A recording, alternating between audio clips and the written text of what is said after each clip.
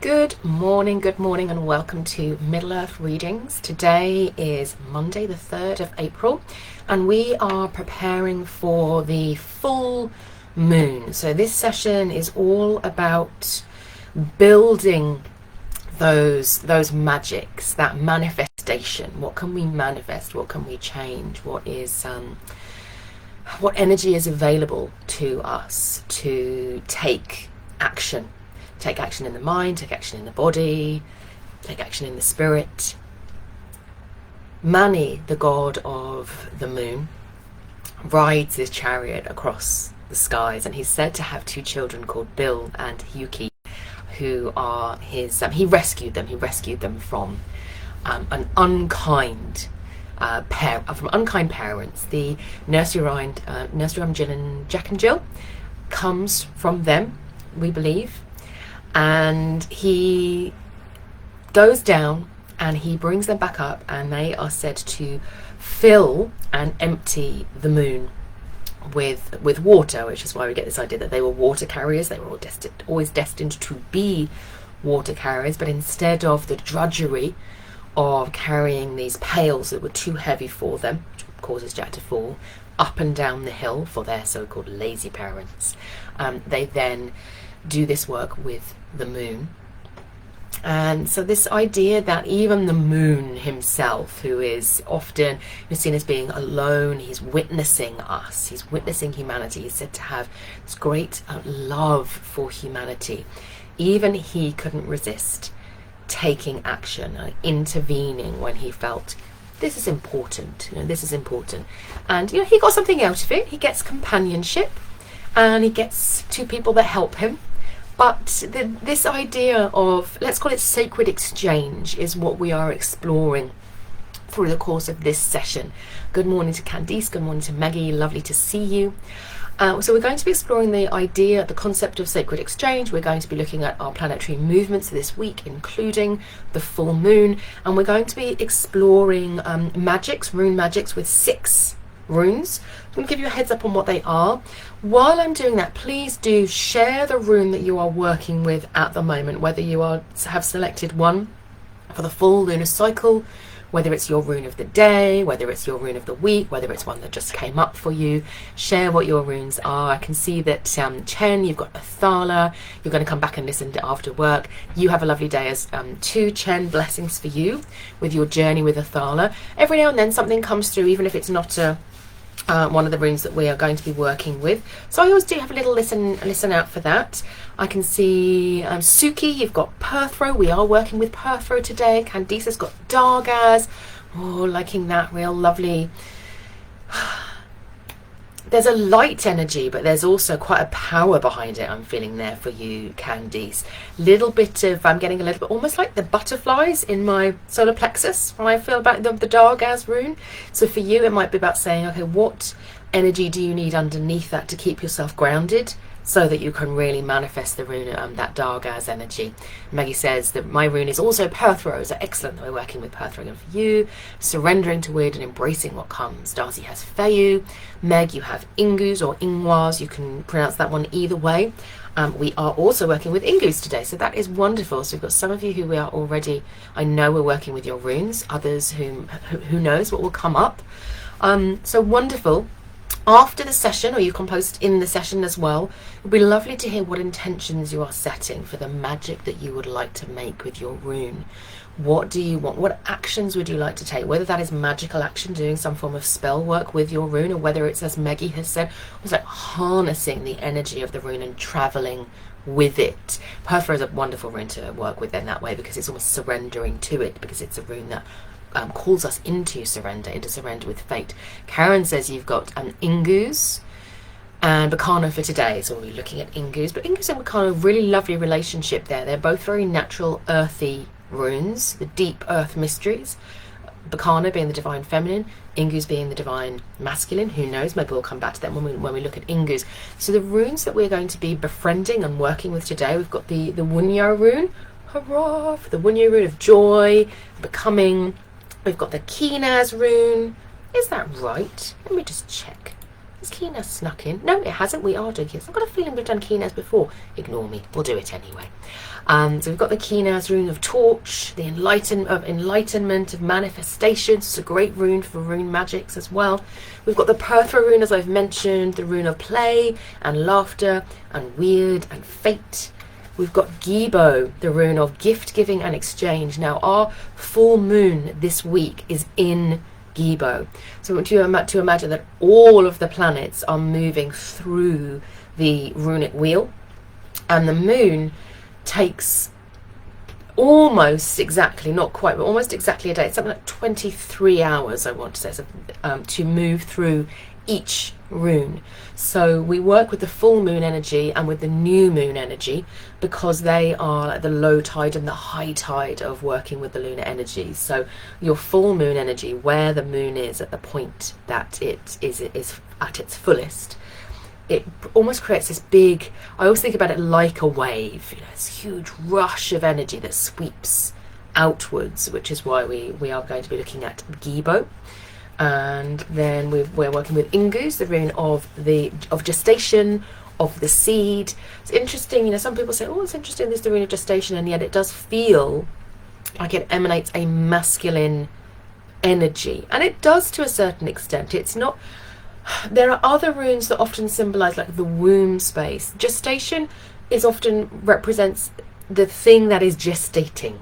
The sort of powerful potency inside the Ingus or the Ingwar's seed. You might sometimes also see it with two little prongs above and below. That's also a shape for the Ingus rune. A little bit like a DNA helix, almost like this idea of the seed that looks so tiny and yet contains all of the information about what is to come within it already. And then we have the Yera rune. Now these runes are very complementary. You can see the Ingus rune, and then you can see the Yera is almost like the seed that's already split open, and it's the wings of time, the wings of winter and summer, of the seasons moving around each other.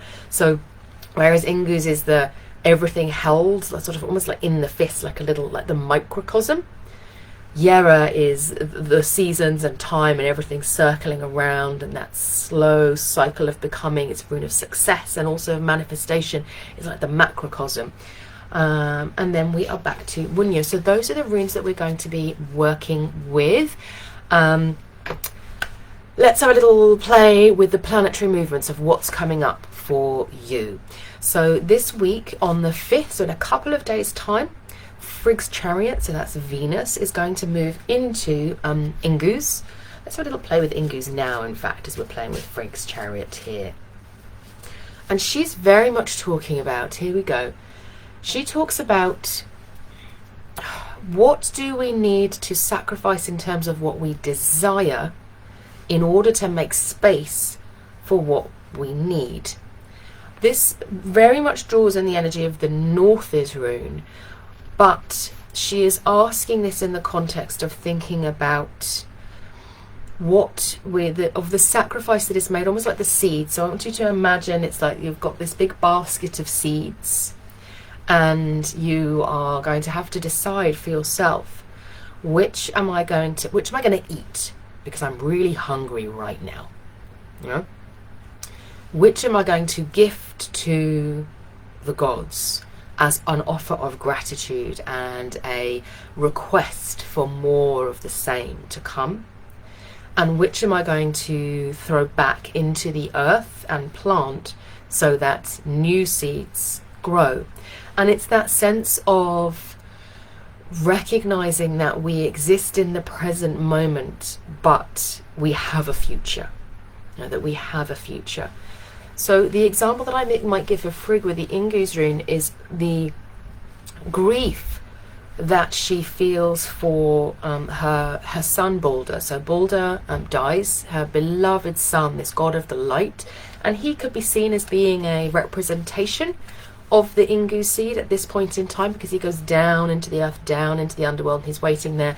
And after Ragnarok, he will rise up again, and he will join the younger gods in a bright, brand new future. Now, Frigg has to make her peace with this. Her desire is for her son to be with her. Of course it is. That is what she wants. But there are two very good reasons why she can't have that desire. that, you know, not including the fact that he died and she can't do anything about that. So one is, she needs to sacrifice that grief. She needs to go through the grief cycle. She needs to allow that to happen so that she can find happiness again. And a lot of the reason that, you know, so many of us move into the spiritual, we look for the spiritual, we look for that spiritual wisdom, is because we know that in the present time, in the present world, we do not have access to the initiatory, magical, spiritual rites of passage through which we make sense of our lives and gather in our wisdom, eventually become elders who are able to receive the grief and the ecstasy and the joy and the rage and the everything, and help the younger generation to make sense of it. We rely on that experience, and experience is not just sitting, you know, there and having life happen to us. It is about moving into agency with that and doing that, not just in the physical, not just sort of saying, well, you just got to get over it. No, there are spiritual rites of passage that we need to go through in order to evolve and in order to be reborn. You know, that Frigg has to go through a rite of passage in which she is reborn into a new self where her son is no longer by her side. So this is one of the pieces that she needs to say, I need to sacrifice my desire in order to make space for what I need. And the other thing that she recognises is, of course, that Balder, we don't know whether if Balder had lived, he would have survived Ragnarok. Maybe he would have been slain alongside his father. Maybe he wouldn't have been slain earlier in their joint timeline. Maybe he would have died at Ragnarok, and he wouldn't have been then reborn later, like the seed that contains within it all of the knowledge, the stories, the myths, the legends, the everything. You know, the legacy needs to go on, and so she needs to accept that sacrifice. And so for you working with Ingus, it's such a gift, this rune, in terms of working with seed magics. You know, I can't say that strongly enough. Working with bulbs, working with seeds, working with grains, anything like that, you can offer those into the earth and speak what is it that you are struggling to let go of. Speak it to the seed and plant it, and if you know what it is that you want instead, you can ask that to be born, you know, with the seed. If you don't, then just say, I'm ready for that, I'm ready for that, I'm ready for what is to grow in its place. Now when you do those, it is worthwhile, often for me, if they're edible seeds, obviously make sure they're edible, and not all seeds that come from packets are. You can offer one to the gods, you can plant one, maybe a few, and then water them and nurture them and watch them grow, and you can eat one, you know, as an offering, as a blessing. So you can do that. So give some mindfulness to that through your Ingus rune. What is it that you might be struggling to let go of, struggling to make sense of? What might you need to go through an initiatory rite of passage for? And you can work with the Ingus rune to say, I'm ready for that to come. Then we have the full moon. So on the 6th, we have our full moon in Gibo. So I've mentioned Gibo here. Now this really is why the theme of sacred exchange has come. Well, I say it, there's lots of reasons why the theme of sacred exchange has come up, but it honours the full moon so much. So Gibo is the rune of gift giving, it's the rune of exchange, it's the rune of contracts and promises. And it's really an invitation through this period to bring the principle of sacred exchange into your consciousness. So I'm going to have a little bit of a diversion, and then we're going to come back to this around a piece that I work with. When I work with corporate clients, and I'm bringing a bit of that sort of spirited wisdom in, but just packaging it in a different way, I talk about codified self-leadership and sensitive self-leadership. So codified self-leadership is all the things that you know you should do. You know, it's every self-help book you've ever read. It's every to-do list that you've written. It's all of the things that you have been taught and you've received over time about this is the way that other people have done this, or this is the way that I've done this in the past, and this is the way that I know it needs to be. And Gibo holds that, it contains that, it becomes the promise or the seal that says, yes, this is the way that I'm going to do it. And so it becomes codified, literally we encode it in our writing, in what we say to each other, in how we expect to do things.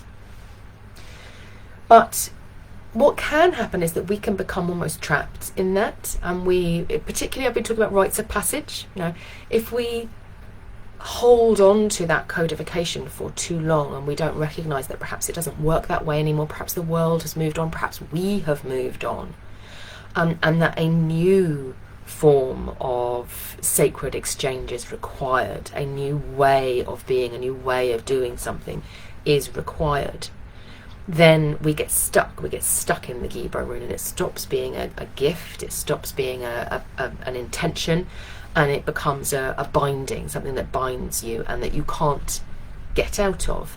And Gibo is like, I often think about it like a water wheel, and the water's rushing through, the power is rushing through, and the Gibo rune is turning and it's channeling it and it's harnessing all of that energy, and isn't that great and isn't that brilliant? But if the water course changes direction, or it needs to work in some different way, we need to stop the wheel and we need to move it, change it, fix it, do whatever it is that we need to do it, which is why bringing that what I think about as our sensitive leadership, which is what I work with. I talk to people about how do they get in touch with their more sensitive side, which I know that the people in this space, most of you have more, let's say you sense things like energetically, emotionally, you're very much in receiving mode, receiving all the time, and so you've strongly well-developed instincts. I'm not saying they're all perfect, and obviously we can work on them, but it's about allowing those things to come in those moments where we go, oh, this is happening. And there's a whole new other piece that I'm not going to do on how we develop our sensitive leadership styles and celebrate them and help them to be what they're supposed to be. But it is about relying more on that and saying, okay, is this promise, is this commitment, is this thing that I've always done in this way, is it working? And trusting your heart and your belly.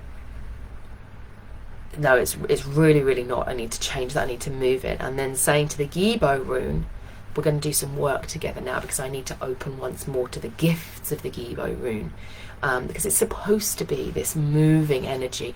If you work with the Gibo rune and you're like, I want to feel its open energy, lie on your bed if you are able to, and it's beautiful weather, lie on a field somewhere, arms outstretched, in a big star.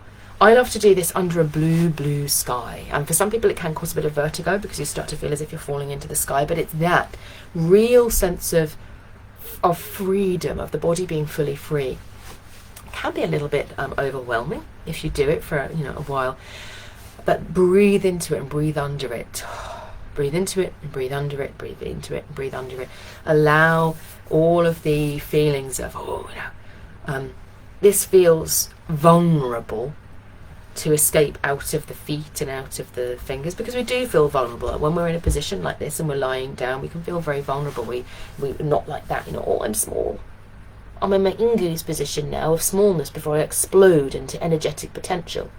But the Gibo rune is already manifested. It's already, these are the rules, this is how it works. But sometimes we need to change that and we need to move it, and that's what Gibo teaches us to do. So it says, okay, I'm going to respect those rules that I've made. I am not going to try and scrap everything. I'm not going to throw the baby out with the bathwater. I'm not going to scrap every single thing I've got. I need that. Gibo needs the structure.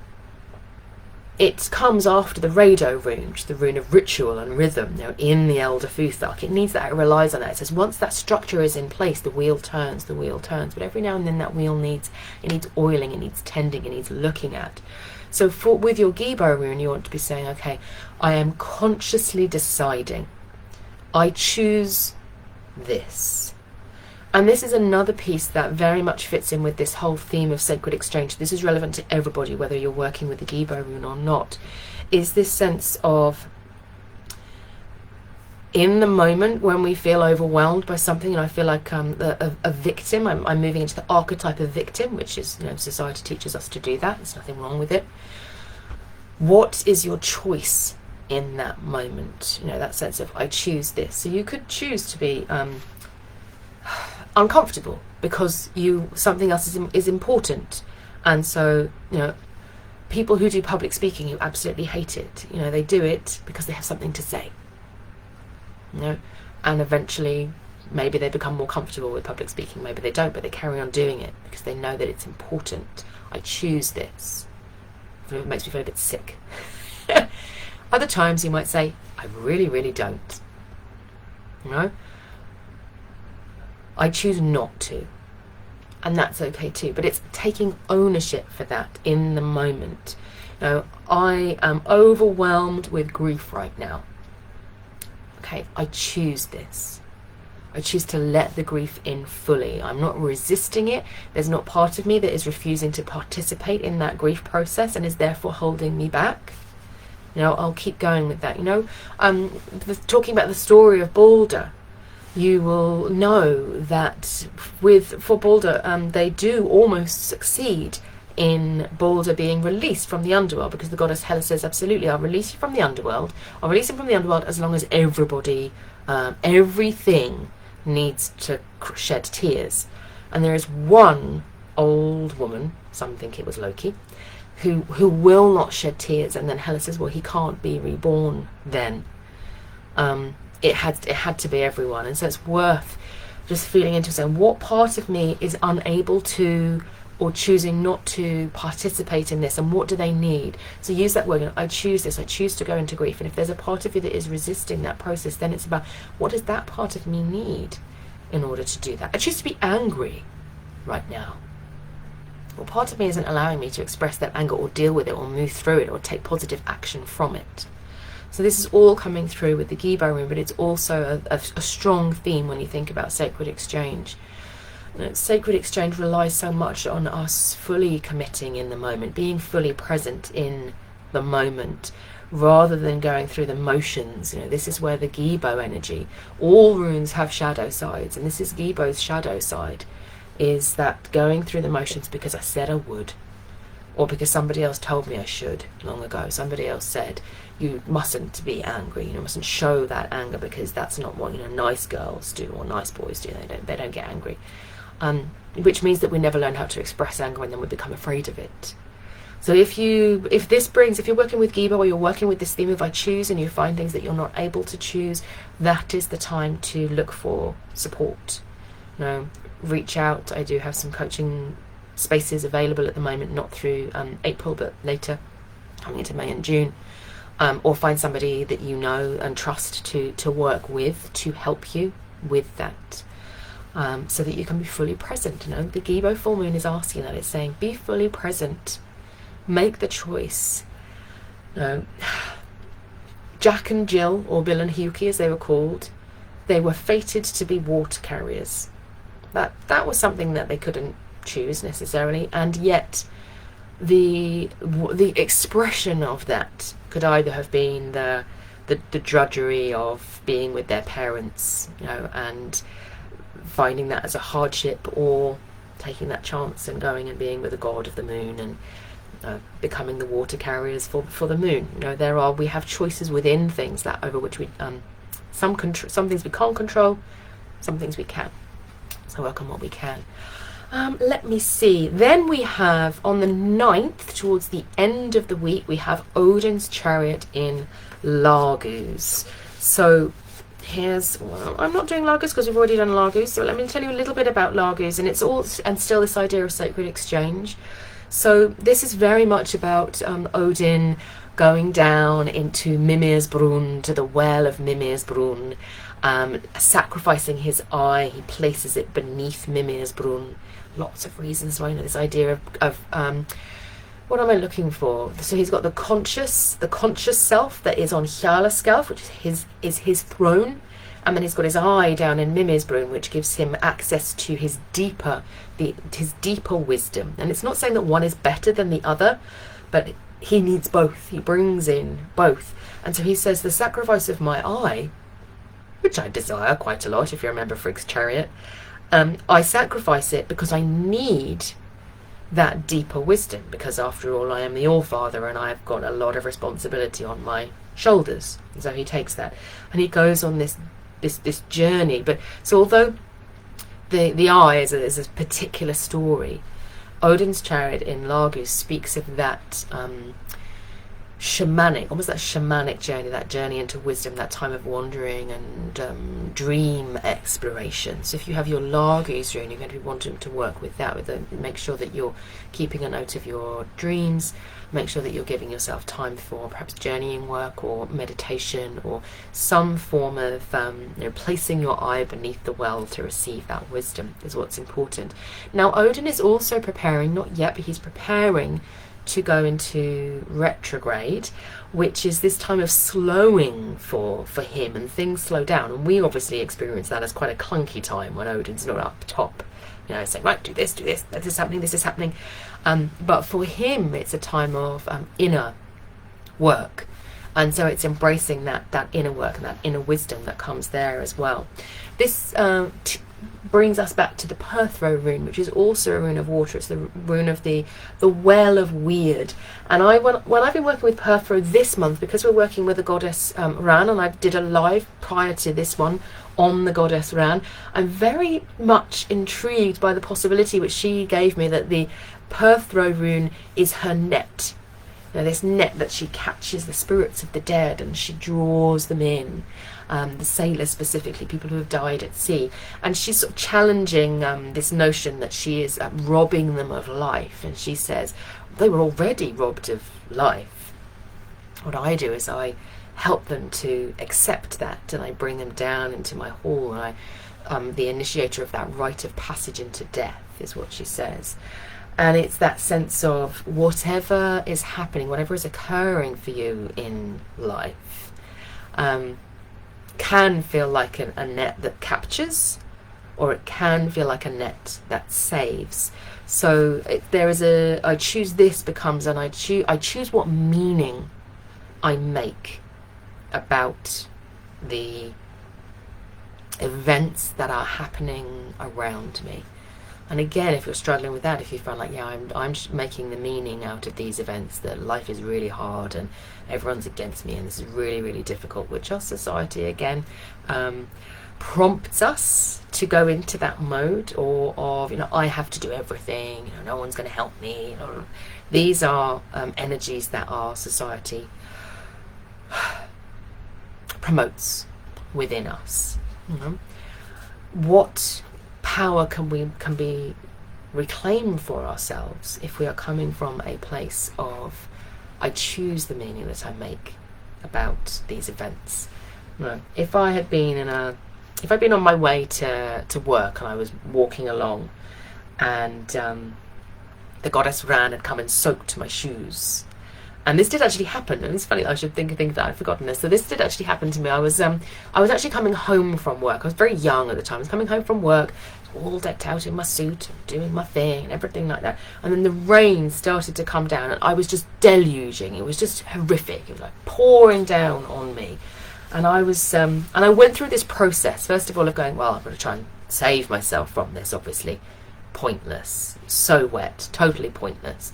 Then into the, really? I can't believe, how is, I've got this thing to do and I've got that thing to do and now this is, now into, bring it on, come on. And when I did that, like, bring it on, I'm ready. I'm ready for you. Come on, do your worst. I just like, do your worst, come on. And then I watched as my shoes floated down this stream that had been created on my path from work. And I just started laughing. And I just thought, that's all I can do. I asked the rains to bring it on, and they have, and there are my shoes. Let's embrace the joy of nature as I walk home, barefoot, soaked to the skin. And so much of it depends on the meaning that we make in the moment. I could have just made that to be, everything is against me. Everything is against me in this moment. But I made that shift. So with the Perthro rune, it's very much about thinking, what shift can I make in order to create a meaning that is more empowering, and it's going to make me more able to enjoy and surrender to this moment with your magics there. Now, we've done Gibo. Why have these gone in a funny order? We've done Ingus. Yera. Here we go. Here's our Yera rune. So, Yera, as I said, it came through because it was this sacred exchange, the principle of sacred exchange. It's a beautiful counterpart to the Ingus rune. So if you are working with your Yera rune this month and you're thinking about sacred exchange, you want to be thinking in the long term. There is a this too shall pass energy that comes to it, and a sense in which focus your energies and your actions, what you want to do through the course of this week, month, however long you're working with the Yera rune, on the long term. So there could be actions that I will take this week that will help me next week, that will help me today, that somebody else wants me to do. They could be the short term, almost like firefighting actions. The Yera rune prompts us to think about, what actions am I taking this week that are going to impact on me in 6 months' time? So in September, I want to say, I don't know why I struggle with that so much. So in September, October time, or in a year's time, 2024, in the same moment, what are the things that I can do that I can start to, it might not always be doing. So for example, you might redo your vision board. No, I did mine last week. I know there's somebody on the call I promised to send this on to, so I need to do that. So I've done my vision board for where I want my business to go, what service I want to be offering, how I want it to be, all of those things. I've done that 2 weeks ago, I want to say, and that's a Yera action. It's something where it's saying, how do I hold this energy for a long-term transformation that I want to make? So you could be thinking about that. So it's either something where you are taking an action. I'm trying to think of a good action that would work well. Obviously not tax returns at this particular point in time. We probably should have finished your tax returns at this moment in time. But it could be for those of you who have a tax year of 31st of March that you're like, well, how can I set myself up so that next year my tax return is not so painful? You know, those types of things will be Yera actions that you can take in that moment. What are the things, if I miss the planting of the lovely bulbs that I wanted to have in my garden and I'm like, oh, why didn't I do that? What can I plant in my garden now that I will enjoy next year is what you want to think about. Darcy is doing my receipts today and for the week.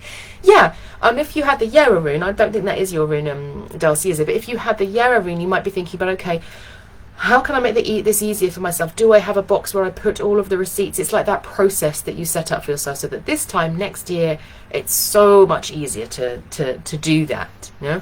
So it's those type of things. How can I take that into the long term? Erica says, Yera is my spring rune for the 9 Mothers reading. Oh, lovely. This is a reading that we did in the Hearth space with our month working with Heimdall, for people who don't know. So if you haven't done the 9 Mothers reading, you can still do it, because you can just do it for the you could do it for the spring equinox, or you could do it for Beltane. You could start at any of the points there, and that would be fine. And yeah, it gives you a rune for each of those main sabbats, plus your energy for the year runes. It's a good reading to do. I love my stitching and paintings for longer term vision, so that's such a beautiful energy to be in, isn't it? I love that, Erica, thank you. And then we have the Wunyo rune, this rune of joy, of belonging, of family. And this is important again, if you think about sacred exchange. One of the things I think with the Wunyo rune that we can get confused is it says, oh, it's all about family and belonging, but then it's also got like ecstasy and poetry. And I think that this is where knowing whether you are naturally more introverted or more extroverted and what that means for you can be helpful. Because for somebody who is extroverted, going out, seeing friends, doing the thing is going to charge you up full of energy. You're going to feel great. If you are introverted, you may well enjoy those things, but they drain your energy, so you need to replenish. So that's where the, you know, going out for a lovely walk in nature, or reading poetry, or writing, or so many things that you can do. This is about filling yourself up with energy, and that sense of, this is why Wunyo brings us belonging, those times when we feel a sense of belonging. So I know that I am quite in the middle on the introvert-extrovert spectrum. I've become more introverted as time has gone along because I've realised that I can embrace that and still do powerful work in the world, whereas we're often taught that you have to be extroverted to be successful in the world. Not true. So I enjoy being with people and connecting with people, but I then need to replenish afterwards because I'm still more naturally introverted. And when I do that well, so Middle Earth readings, for example, I will do this for you, and obviously I'm connecting with your energies, I'm connecting with the runes, I'm also connecting with those of you who are here in person and feeling into whether you either need something specific or whether the runes that I'm working with are resonating most strongly with you. I will then do my rest piece afterwards. My morning routine is the same. I look at how can I honour my own nature so that I'm setting myself up best for success. I use my birth runes for that. So I use my 4 hero maker birth runes, and I have a morning ritual that honours each of them. So it's a sense of deep self-knowledge. So you might want to think about the Wunyo rune as being, I talked about the Ingu seed. The Wunyo rune is a seed that's been planted in the right place. It's in the right soil, germinated at the right time. It's got all of the nutrients that it needs. It's chosen somewhere that is, the amount of water is clement for its needs. So all of these things that I've just talked about in terms of sacrificing what you desire in order to make room for what you need, the Wunyo rune is like a culmination of that process. It's because it's the last rune in the first 8. There are 3 families of 8 runes. It's the last rune in the first 8. It brings together all of these energies, and it says, okay, I know myself, I am whole in this moment. So if you have your Wunyo rune, it is about reaching into wholeness and saying, well, how can this process of sacred exchange, of looking at energy that I'm receiving, what I'm giving out into the world, I've lost my thread for a moment. Wunyo rune got all excited. How does that bring me into greater wholeness so that I'm more empowered? And what do I need to do? So what actions can I take that will bring that more? So if I'm introverted, what time can I spend alone? What are my birth runes? Well, how can I honour them more? And noticing how that then brings your energy levels, how they bring your energy levels up. And if you're an introvert, they make you more able to be around people, and if you're an extrovert, they make you more able to do that inner work that otherwise you might not have the energy for, because you're looking all the time for that external stimulation to keep your energy levels high. Okay, and then finally, our final rune is the Kinaz rune here. So this is the rune of the torch, the rune of manifestation, the rune of transformation, and it is very physical. It's very physical. So whereas Wunyo, you might think about that as being like a spiritual experience of self, Kinaz is a physical experience of self, but also a physical experience of the self operating in the world, creating something with the hands. So if you are a naturally creative person and you have the Kinaz rune, you're going to be wanting to look at literally whatever you can do that's going to be creation magics. Now, perfect time if you've just started working with your runes to make a lovely batch of cakes and then ice each of those cakes with each of the runes and the Elder Futhark, and then eat them. I love that example. I can't remember where that comes from. I want to say it's from Freyarism, but I could be wrong. Love it though. Still love it to this day. I've been doing a lot of spring cleaning recently, doing work really with my hands, and it's reminded me how important that is. My Kinaz rune is my North Nodes. It's like my evolutionary pathway. So when I operate in Kinaz, things start to move much faster for me. I feel as I'm in flow now. When that comes through. And Suzanne, you're saying that Kinaz is your first thread rune, which anyone who knows Suzanne and anyone who's seen the beautiful altars that Suzanne posts in the hearth space, will see the manifestation of the Kinaz rune through Suzanne. It is that process of interacting with your environment. So these are the types of magical practices that you're going to be wanting to look at. How can I create an environment that is more conducive to me? If you want to be doing any form of rune magics, the Kinaz rune is saying, do a making rune. Louise, I know it was Louise, you posted a question in the hearth space around protection, and you were asking, if I'm working with the Algos rune, should I visualize it, or should I make a rune? And really, this is about preference. So if you have a strong Kinaz energy, then making the rune, like physically making the rune, will be very, very powerful for you. In a way that perhaps if you had the Dargaz energy, I remember Candice, you were with Dargaz, weren't you? It might be that visualization, because it's the rune of the day, it's the rune of transformation, it's that sudden transformation, would be potentially more powerful in that moment. So you might actually use a rune to decide what energy you're going to bring to a piece of work that you're going to be doing. So any chance that you have to express yourself physically, to transform something, to do something that brings that energy, and think about it in terms of that sense of sacred exchange. So if you wanted to honor sacred exchange, you could be doing that. You could be going to see friends and saying, well, I will make a gift and I will bring it.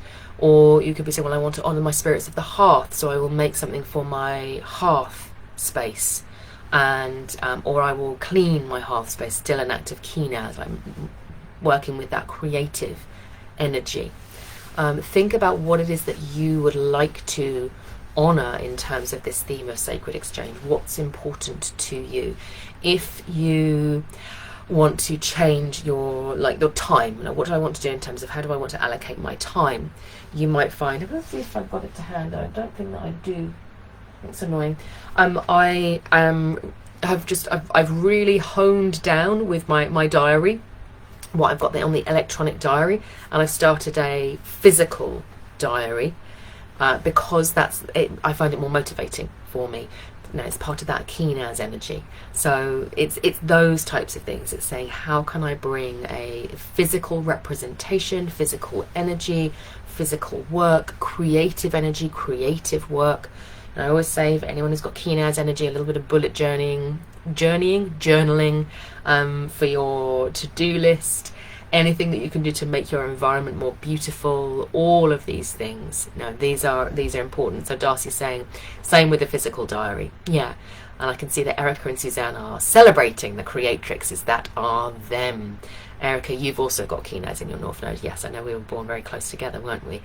And so, yes, celebrating the creatrix in you, living as a creatrix magica. Indeed. Wunyo to that as well. Okay, so that's our runes for the day. Suzanne says, I love a bullet journal. Absolutely do. So, your challenge, should you choose to accept it, is to feel into the energy of sacred exchange. Where can you rebalance that energy? Where are you giving in a way that no longer feels authentic or correct? Where are you receiving in a way that no longer feels authentic or correct? What choices can you make about that? What meanings can you make about that? What does your rune offer as inspiration for the types of manifestation work, magical work, action, inspired action? Think about your rune is inspiring you to action through the course of this month. I do not have my drinking horn with me.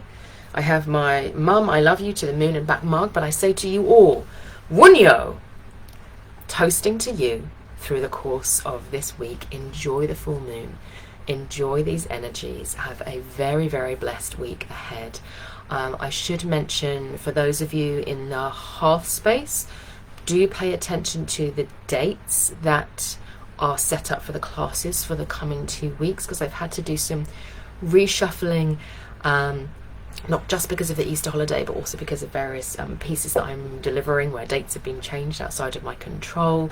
So we have what do we have coming up? So we have our Rewild Your Voice class coming up, which is hosted by Kate Wolf. It is not mine, but I am a registered Wild Voice facilitator with her, and I'm going to be hosting one of those sessions. That is a lovely free event with 3 Wild Voice Facilitators, 3 sessions and a beautiful deep rest session. Perfect Yibo exchange of energy there, of delving into your creatrix and then moving into deep rest afterwards. I'm going to be loving that. We have our 4 half space classes coming up. I think 2 of them are on a Thursday rather than a Friday, so watch out for when they are. We have the Seership with the runes free workshop coming up as well. That is in the half space. We that you can sign up there, and I'll be doing a rune magics one later in May as well for that.